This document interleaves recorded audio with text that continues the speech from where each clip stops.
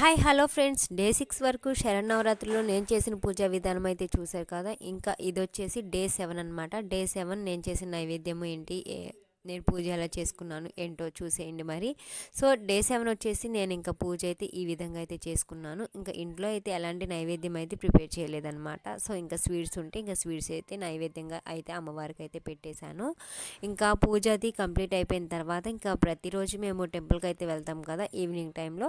So ఇంకా ఈరోజు కూడా టెంపుల్కి అయితే వెళ్ళాము. సో టెంపుల్లో అయితే మాత్రం ఈరోజు డే 7 అలంకరణ వచ్చేసి వారాహిదేవి అలంకరణ అయితే చేశారనమాట. వారాహిదేవి అలంకరణ మాత్రం చాలా అంటే చాలా బాగుంది కదా.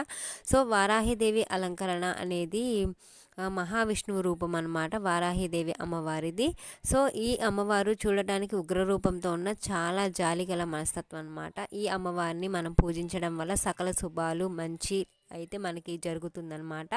ఇంకా టెంపుల్లో అయితే ఇంకా ఈరోజు వచ్చేసి బుర్ర కథ అయితే పెట్టారనమాట. సో బుర్ర కథ అంటే ఇప్పటి జనరేషన్ వాళ్ళకి తెలియకపోవచ్చు, పాస్ట్ జనరేషన్ వాళ్ళకైతే తెలుసు అనమాట.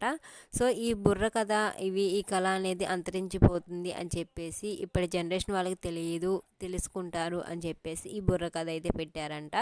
సో ఇదైతే మాత్రం ప్రోగ్రామ్ చాలా బాగుంది. సో చూడటానికి చాలా అంటే చాలా ఇంట్రెస్టింగ్ అయితే ఉందన్నమాట.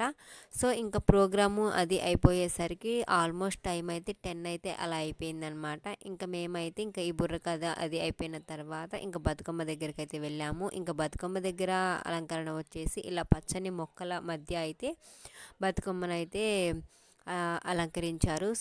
స్వామివారు అమ్మవారు అయితే చాలా నిండుగా ఇలా పచ్చని మొక్కల మధ్య చాలా అందంగా అయితే ఉన్నారు.